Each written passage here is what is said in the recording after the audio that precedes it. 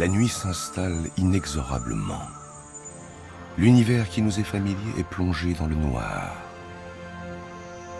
C'est l'heure où d'étranges créatures commencent à s'agiter. Une majorité d'animaux sont actifs pendant la nuit. Mais ces tranches de vie nocturne, avec leurs drames, nos yeux sont incapables de les voir. Ces animaux sont spécialisés. Ils sont parfaitement adaptés à l'obscurité.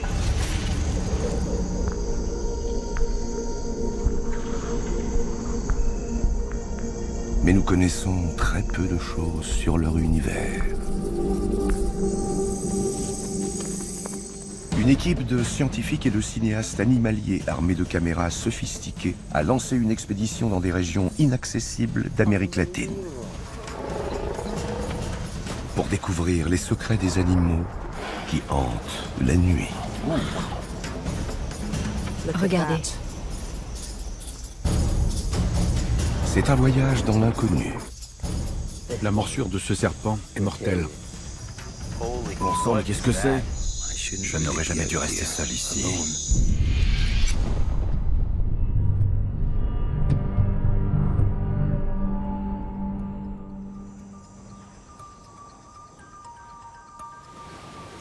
L'Amérique latine possède les habitats les plus diversifiés sur Terre. Des forêts tropicales au nord, aux montagnes enneigées au sud. Pendant 6 mois, des biologistes et des réalisateurs vont traquer et filmer les animaux nocturnes de ces habitats exceptionnels. Pourquoi une majorité d'animaux sont-ils actifs la nuit? Comment agissent-ils dans l'obscurité totale? Les membres de l'expédition sillonneront l'Amérique latine du nord au sud.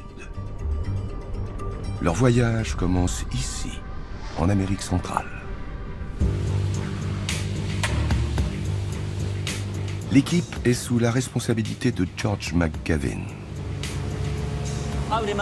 Très peu de personnes se sont aventurées la nuit dans cette région du monde. Je n'ai donc aucune idée de ce que je vais découvrir. Les scientifiques emportent avec eux plus d'1 tonne d'instruments et d'appareils pour filmer dans l'obscurité la plus totale. Tout le matériel n'est pas encore là en fait. On en attend encore un peu. On dispose d'une quantité de matériel incroyable et on utilisera le moindre petit instrument. Ancien professeur de biologie à l'université d'Oxford, George McGavin est un entomologiste de réputation mondiale. Il étudiera les techniques de chasse des insectes nocturnes.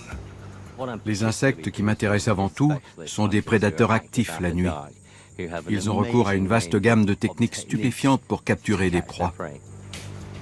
Bryson Voirin est spécialiste des mammifères nocturnes. Lui aussi veut savoir comment ces animaux opèrent dans le noir. L'Amérique centrale fourmille de grands animaux. Je veux découvrir lesquels sont actifs la nuit et ce qu'ils font. Cette jungle grouille d'animaux et la plupart d'entre eux sont nocturnes. Les scientifiques vont les traquer pour étudier leurs techniques de survie dans l'obscurité.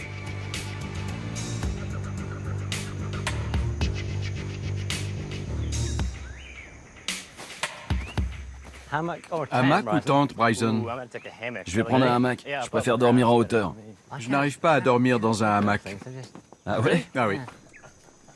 Pour travailler de nuit, les scientifiques vont devoir bouleverser leur horloge biologique en dormant le jour sous la canicule. Avant la tombée de la nuit, une partie de l'équipe se repose pendant que l'autre prépare le matériel. Un membre de l'équipe a pris la direction du nord pour étudier une portion de côte sauvage. Justine Evans est une des meilleures spécialistes au monde du filmage nocturne. Elle espère avoir la chance de filmer des jaguars.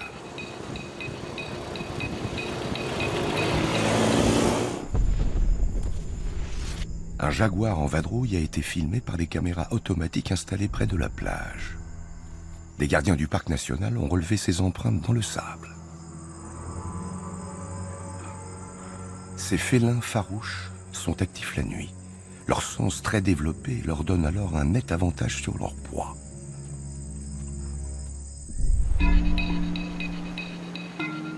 Les jaguars quittent rarement la végétation dense de la jungle. C'est une occasion unique pour observer leur comportement et découvrir la raison pour laquelle ils s'aventurent sur cette plage. Justin a construit un poste d'observation à 4 mètres de hauteur. Les félins ne pourront pas la voir et ne détecteront pas son odeur. Je ne me fais pas trop d'illusions. Il se peut qu'on ne voit absolument rien pendant 2 semaines.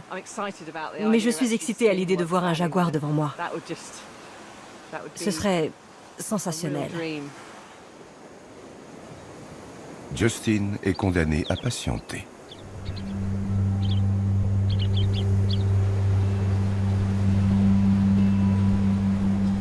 Dès que la lumière du jour commence à baisser, le reste de l'équipe entame la première expédition dans la jungle.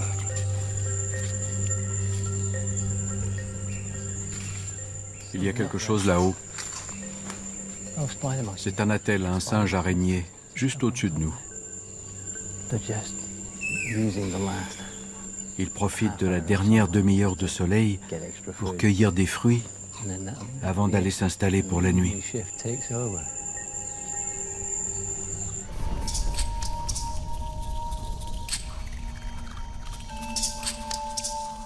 L'équipe utilise 2 techniques de vision nocturne.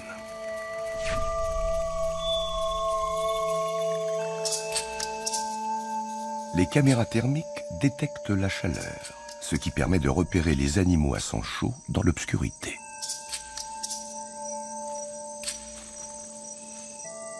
Les caméras infrarouges émettent un spectre lumineux invisible pour les animaux.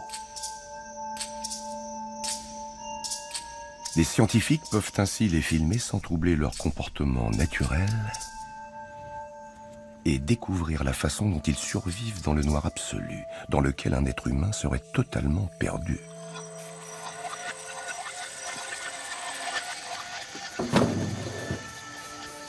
Non loin du camp de base, Bryson remonte un petit fleuve à bord d'un canot. En empruntant le fleuve, il pourra couvrir une plus grande distance et pénétrer au plus profond de la forêt.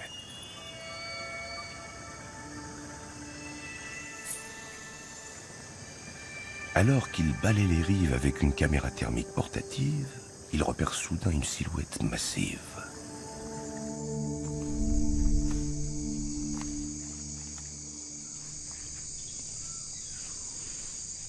Qu'est-ce que c'est?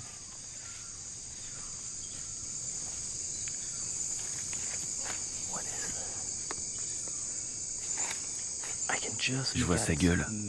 Je crois qu'il s'agit d'un tapir. Il a un museau allongé. Le tapir ressemble un peu à un éléphant miniature. Je vais essayer de m'approcher.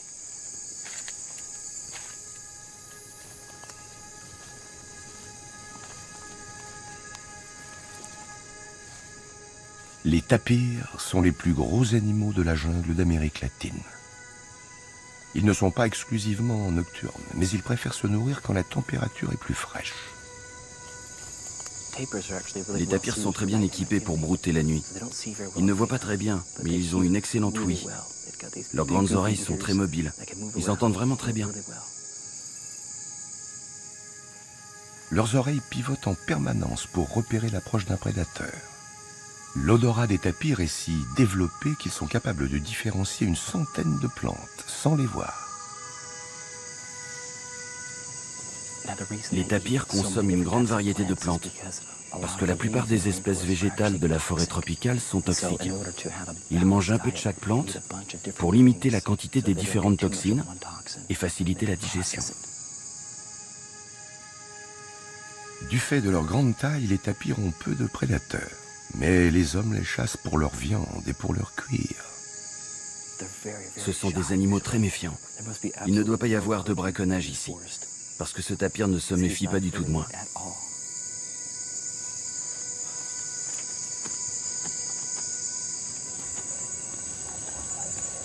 Mon Dieu. Il marche droit sur moi. Je n'ai jamais été aussi près d'un si gros animal. Mon Dieu, mon cœur bat à toute vitesse. Ça fait 10 ans que je travaille en Amérique centrale. Je n'avais jamais vu un tapir. C'était mon rêve. C'est incroyable. Bryson serait aveugle sans sa caméra. Le tapir, lui, se sent parfaitement en sécurité dans l'obscurité. Il peut compter sur ses autres sens pour compenser l'absence de vision.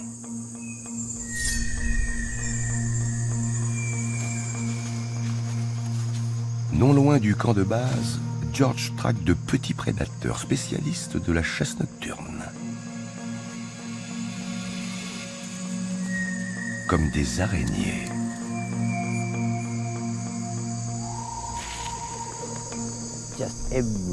Le moindre centimètre carré de jungle est couvert par une toile d'araignée. Avec toutes les toiles d'araignée de cette seule forêt, on pourrait envelopper 5 fois la Terre. Il y en a tellement.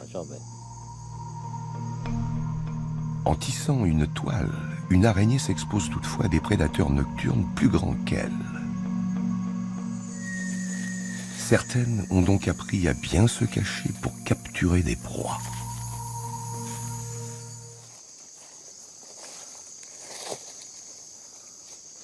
Là, j'ai trouvé mon araignée. C'est une mygale fouisseuse noire. Ce sont des araignées stupéfiantes. Elles vivent en permanence dans un terrier tapissé de soie et qui est fermé par un opercule qui s'ajuste à la perfection à l'ouverture du terrier. Cachée derrière l'opercule, la mygale détecte une proie grâce aux poils ultrasensibles qui garnissent ses pattes. Dès qu'elle sent des vibrations, elle jaillit par la trappe. Si je lève l'opercule avec une brindille,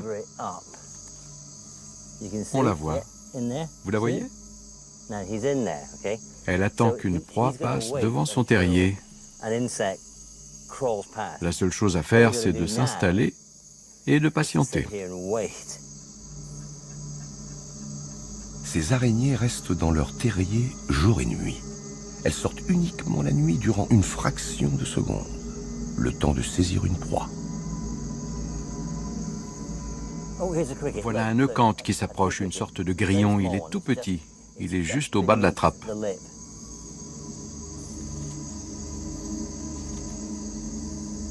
Il est tout près.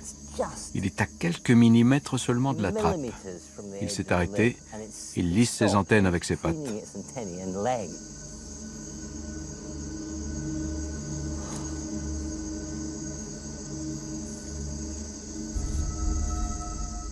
La trappe a légèrement bougé.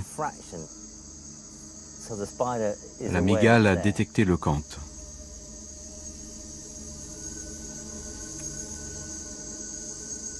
Il est si proche.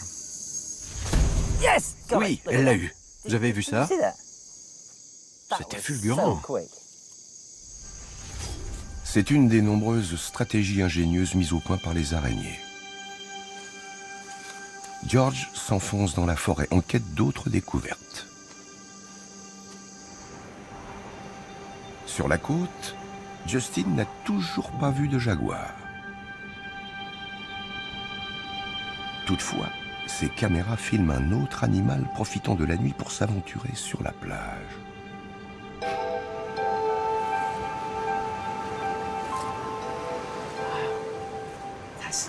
Quel spectacle incroyable!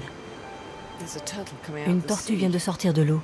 C'est l'apogée de la saison de la ponte, qui dure 3 mois.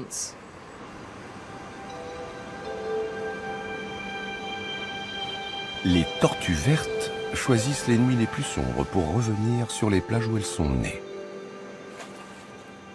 Elles pondent jusqu'à 200 œufs dans un trou qu'elles creusent au préalable.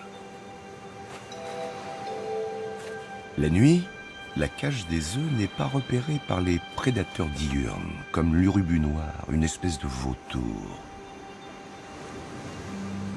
Les œufs sont incubés dans le sable chaud pendant 2 mois.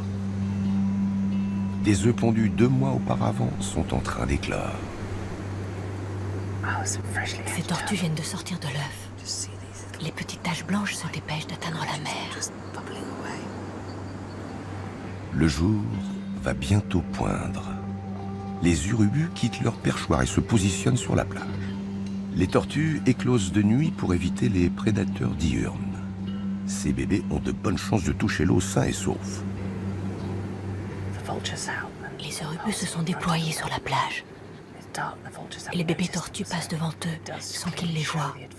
Cela démontre le net avantage d'éclore la nuit plutôt que le jour. Si ça se passait en plein jour, les eurubus n'en feraient qu'une bouchée. Ils se jetteraient sur les tortues. Heureusement pour les petits reptiles, peu d'oiseaux ont une excellente vision nocturne. Un membre de l'expédition scientifique a été envoyé à 1 millier de kilomètres au nord du camp de base. Gordon Buchanan est caméraman animalier. Sa mission consiste à étudier les animaux de la canopée. De jour, les primates comme les singes hurleurs se gavent de fruits et de feuilles. Quelles espèces profitent de ces aliments très nourrissants au cours de la nuit? Et comment font-elles dans l'obscurité?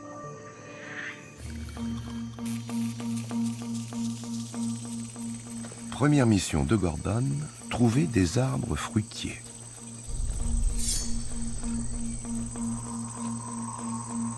La journée, les singes, les perroquets et les toucans se gorgent de fruits. La nuit, ils dorment dans des caches pour échapper aux prédateurs. C'est l'heure où les spécialistes nocturnes de la canopée entrent en scène. La stratégie de Gordon se révèle efficace. Il repère des mouvements au-dessus de sa tête. La caméra infrarouge utilise un spectre lumineux invisible pour les animaux. Gordon peut ainsi les filmer à leur insu. Un animal monte sur cette plante grimpante. Regardez. Alors ça, c'est un opossum. Les opossums font partie de ces espèces mystérieuses, du fait qu'on a très peu de chances de les voir le jour. Les opossums, aussi appelés sarigs, sont nocturnes. La journée, ils dorment dans un trou d'arbre ou dans un terrier. On dirait un méli-mélo de différents animaux. Regardez ses oreilles. On dirait celles d'une chauve-souris. Et ses vibrisses ressemblent à ceux d'un chat. Il a un museau allongé. Ce n'est pas l'animal le plus séduisant, mais je présume que l'apparence n'a aucune importance quand on vit la nuit. Certains sens de l'opossum sont très développés pour être efficaces dans l'obscurité. Les opossums n'ont pas une très bonne vision. En revanche, ils trouvent leur nourriture grâce à leur odorat.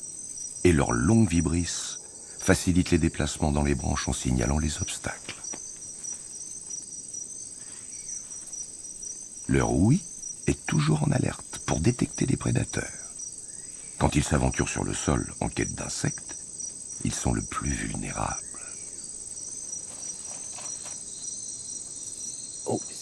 Il a attrapé quelque chose. Il vient de trouver une proie, je ne vois pas ce que c'est. C'est tout petit. Le sol est riche en nourriture pour les opossums. Ils n'hésitent donc pas à quitter la sécurité de l'arbre pour croquer une proie. Les opossums mangent de tout. Des rongeurs, des fruits, des serpents, des lézards. C'est un généraliste plutôt qu'un spécialiste. Non loin du camp de base, George continue sa quête de mini-prédateurs. Il recherche une espèce précise, une araignée rétière qui a la particularité de tenir sa toile entre les pattes pour capturer ses proies. Durant la journée, elles vivent cachées, mais dès la tombée de la nuit, elles chassent à l'aide de leur technique exceptionnelle. Oh, attendez une minute. Oh mon Dieu, c'est la première fois que j'en vois une. Cette araignée tisse d'abord des fils pour se suspendre en l'air. Ensuite, elle tisse une toile avec de la soie bleue, qui n'est donc pas la même que celle utilisée pour la structure porteuse. Cette soie bleue est très élastique. Quand une proie passe sous l'araignée, cette dernière la repère grâce aux 2 gros yeux de la rangée arrière. En une fraction de seconde, l'araignée écarte ses 4 grandes pattes antérieures pour ouvrir le filet et l'appliquer sur la proie pour la prendre au piège. Tout ça se produit en un clin d'œil.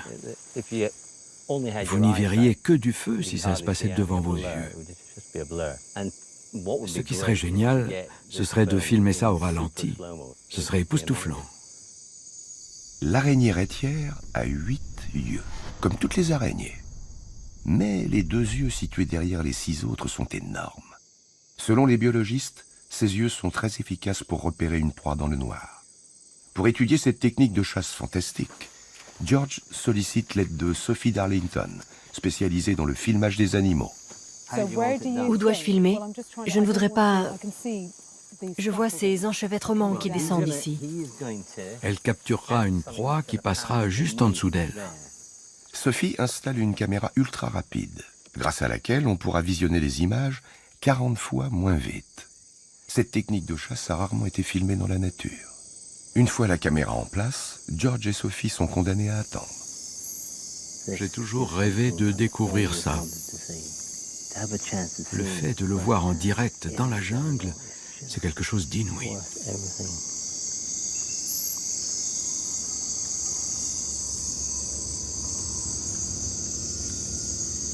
Attention, ça bouge. Qu'est-ce que c'est? Un petit criquet.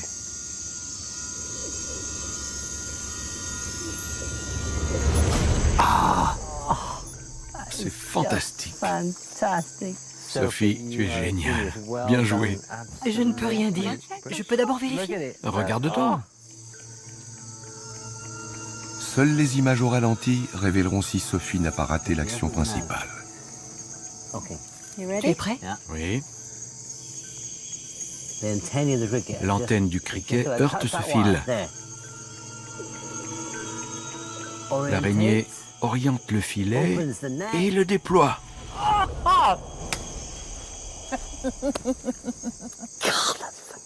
C'est fantastique. C'est absolument fantastique. La vision ne suffit pas. Il faut que la proie percute un des fils porteurs. C'est ça le déclencheur. Oui. George réalise que les araignées rétières sont hyper sophistiquées. Elles font appel à plusieurs sens pour capturer une proie dans le noir.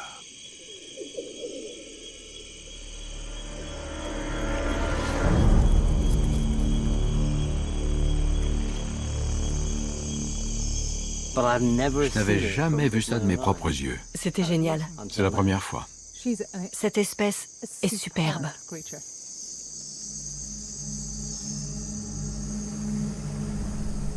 Bryson a remonté le fleuve jusqu'à une zone marécageuse.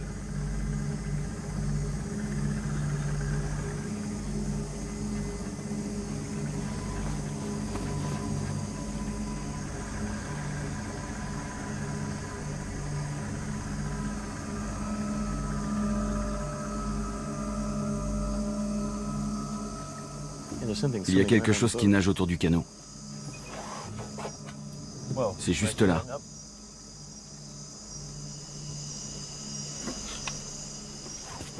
Mais qu'est-ce que c'est? Qu'est-ce que c'est? Bon Dieu de bon sang. Je vais sortir ma caméra. Malheureusement, cette caméra fonctionne uniquement avec de la lumière normale. Je dois utiliser un projecteur pour éclairer l'eau. Je vérifie que ça marche. C'est parti.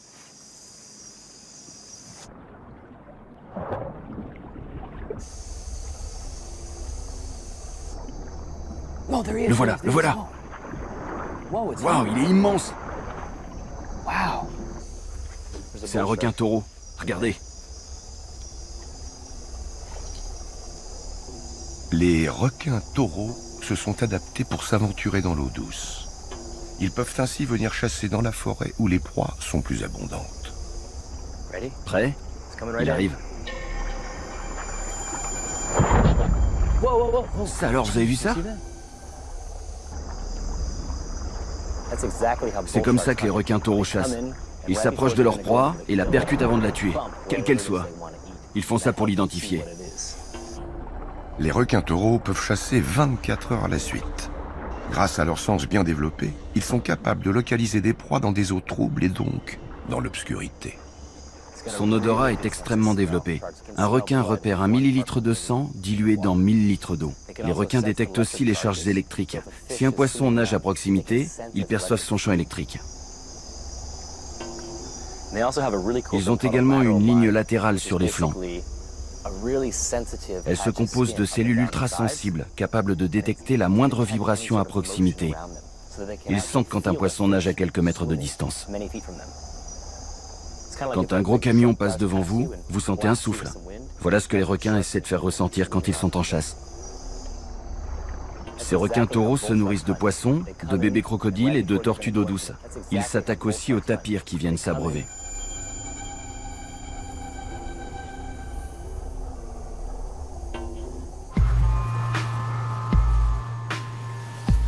Justin entame sa 3e nuit sans dormir, dans son poste d'observation. Mon cerveau me dit en boucle que mon corps veut dormir.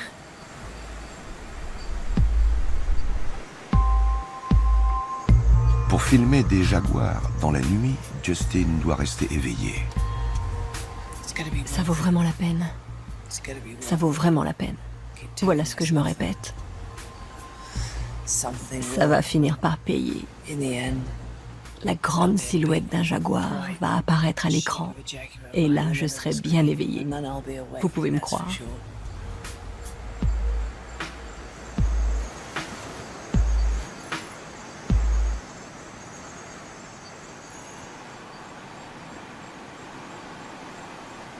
Qu'est-ce que c'est? Il y a un animal là. Oui. Oui, c'est un jaguar. Un jaguar? C'est incroyable.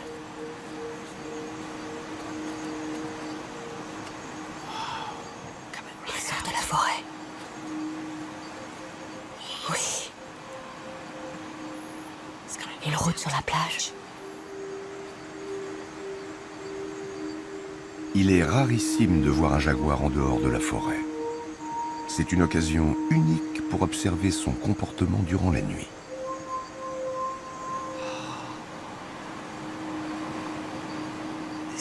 Je n'avais jamais vu un jaguar sauvage d'aussi près.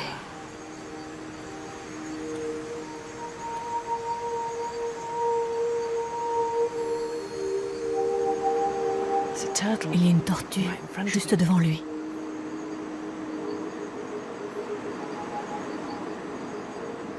Est-ce qu'il va l'attaquer?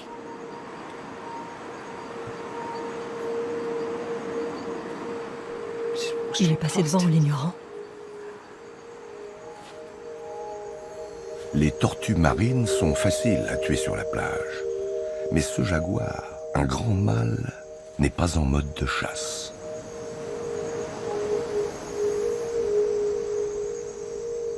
Il suit une trace odorante dans le sable. L'odeur est un moyen de communication primordial dans l'obscurité. Les jaguars marquent leur territoire en frottant leurs glandes sur le sol et sur les arbres. Il y en a un autre. Ils sont deux. Je n'en crois pas mes yeux. Deux. C'est magique.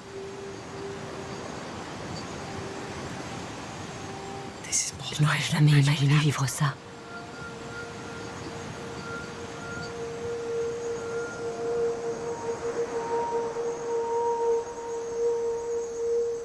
Probablement un mâle et une femelle. Un couple de jaguars est un spectacle incroyable. Les jaguars sont solitaires et extrêmement territoriaux. Les mâles et les femelles se rencontrent uniquement pour s'accoupler. Et Justin vit en direct ce moment intime jamais observé.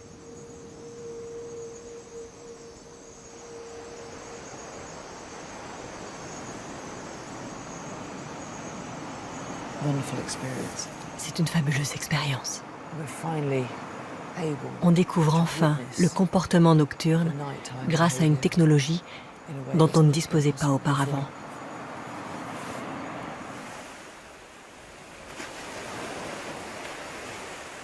C'est la fin d'une nuit exceptionnelle. George quitte le camp de base. Il a eu la chance de voir en action un prédateur nocturne des plus ingénieux. L'heure est venue pour lui d'entamer la seconde phase de l'expédition. Il se rend à 2500 km du camp de base, dans une des régions les plus isolées du Venezuela. Il va explorer un système de cavernes plongé en permanence dans l'obscurité.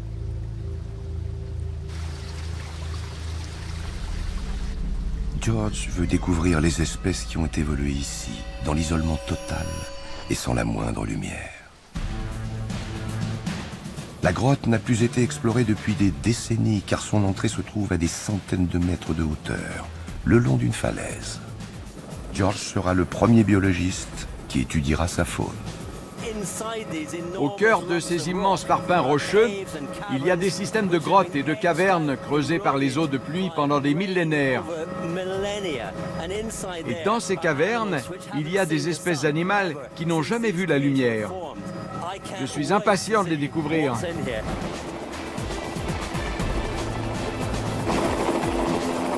George se joint à une équipe internationale d'explorateurs. Ils ont découvert la grotte en 2009 et y reviennent pour la première fois.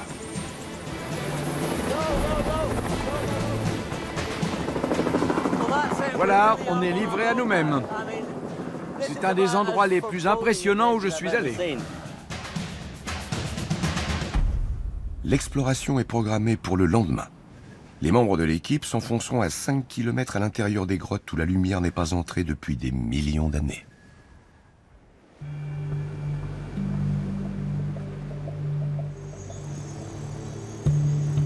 Alors que la nuit tombe doucement, Justin construit en vitesse un poste d'observation au niveau du sol, à l'endroit où le grand mâle est arrivé sur la plage. Elle veut filmer les jaguars de plus près. L'opération n'est pas sans risque. C'est plutôt aventureux de descendre de mon poste aérien, où mon odeur reste en suspension, et donc plus discrète. Ici, je suis au milieu de l'action. C'est très audacieux. Les jaguars pourraient très bien se dire « Non, je préfère retourner dans la forêt ».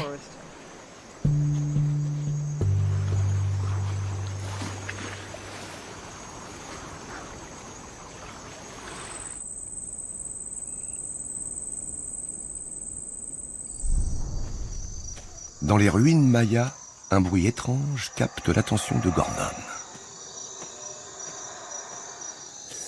Si je suivais mon intuition, jamais je ne m'avancerais vers un animal qui produit un tel cri. C'est incroyable. Ce cri est vraiment sinistre. Si je ne savais pas ce que c'était, je prendrais mes jambes à mon cou et je fuirais dans l'autre direction. C'est un singe hurleur. Les singes hurleurs sont des animaux diurnes. Ils devraient dormir. Quelque chose a dû les tirer de leur sommeil.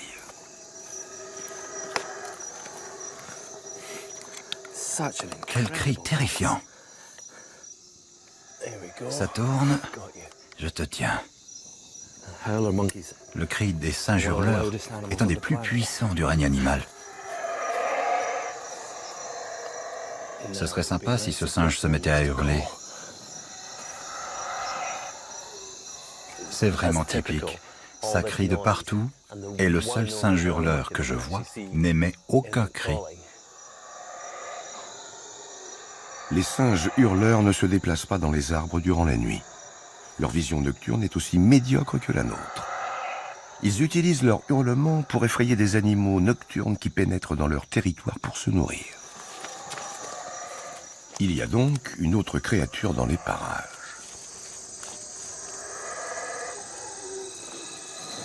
Où es-tu? Te voilà, juste au centre de l'écran. Fantastique, regardez. C'est un kinkajou, aussi appelé poteau.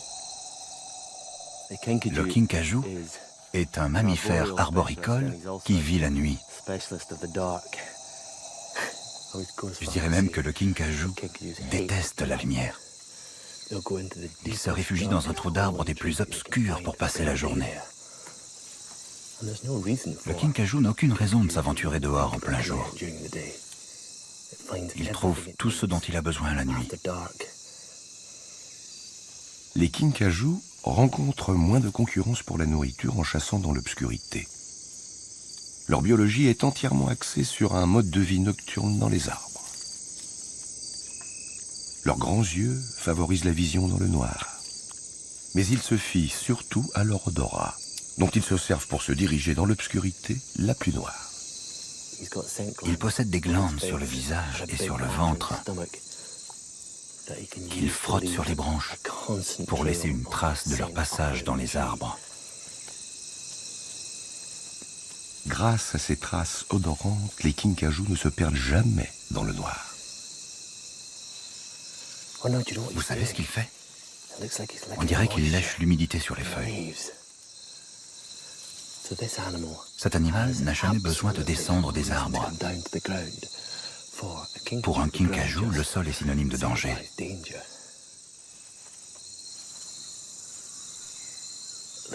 Regardez, il pend la tête en bas. Il s'accroche grâce à sa queue préhensile. Regardez comme il est agile. Ce n'est pas facile d'attraper les fruits dans cet arbre. Le kinkajou doit s'étirer et se contorsionner dans tous les sens. Le kinkajou fait tout ça avec une grande facilité. Il est souple comme un élastique.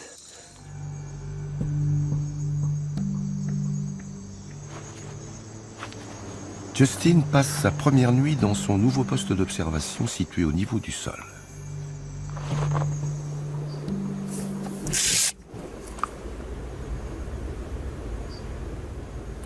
On dirait... Il y a un jaguar. Oui, c'est bien un jaguar.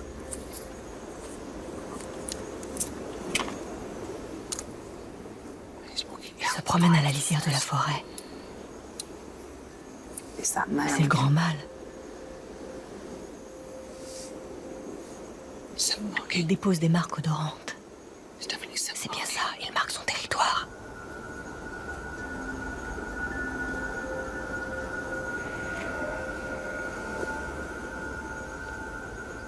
Il s'approche.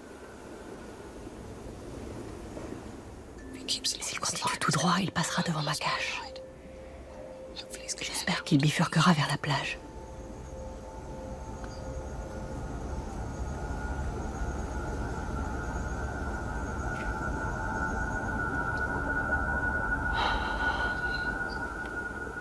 Pourquoi tu ne tournes pas vers la plage? Non. Il continue tout droit.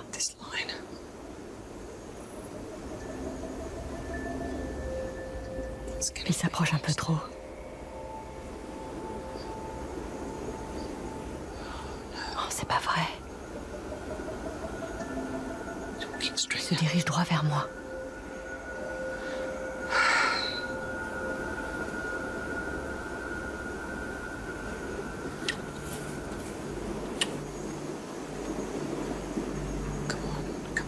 Allez, arrête-toi.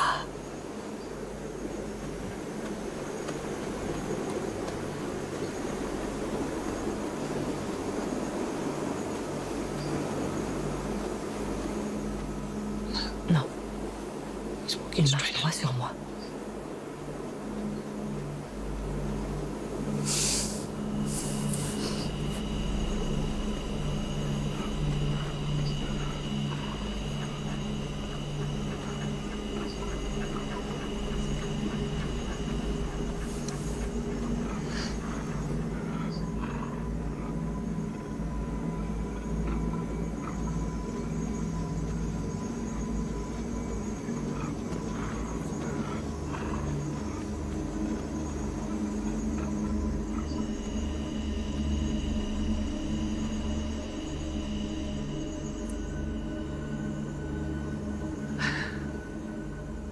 C'est incroyable.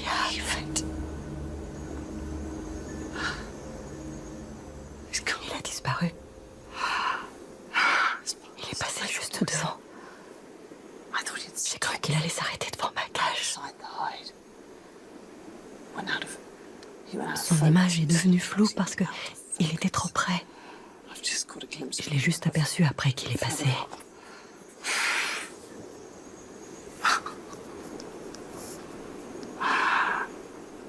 Je n'arrive pas à y croire. Je me voyais déjà bouffer toute crue. Je voyais déjà ses griffes lacérer la toile de ma cache. Bon Dieu.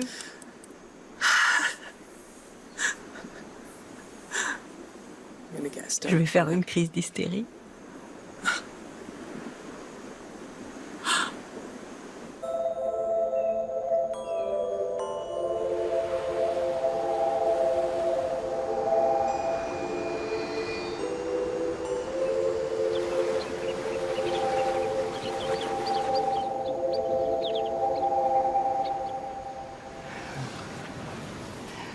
Le jour s'est levé. Je vais voir à quelle distance le jaguar est passé cette nuit. Bon Dieu! Regardez. Voici ma cache. Et les traces du jaguar sont juste à côté. Il est passé à côté. J'aurais pu tendre le bras et lui caresser le dos. En voyant ces traces, je me rappelle de ce que j'ai ressenti hier soir. Mon cœur battait la chamade. Mais là, j'éprouve une sorte d'extase. C'est étrange. J'ai l'impression d'avoir vécu un moment très intime avec ce jaguar sauvage.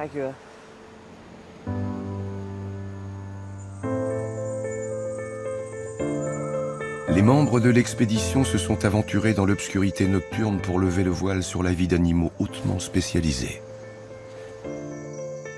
Ils ont été témoins d'adaptations fabuleuses, de stratégies ingénieuses et de sens hyper développés. D'adaptations sophistiquées qui permettent à ces animaux de prospérer dans un univers dépourvu de lumière. Et ce n'est que le début de l'expédition. Dans l'épisode suivant, les scientifiques s'enfoncent dans les ténèbres de l'Amérique du Sud. Gordon traque une espèce nocturne des plus étranges. Très bizarre. En Amazonie, Sophie, la caméra woman, se retrouve nez à nez avec la seule espèce de singe nocturne. C'est extraordinaire. Il saute d'arbre en arbre. C'est incroyable. Et à 2 kilomètres dans les entrailles de la Terre, George fait la découverte de sa vie. Oh mon Dieu!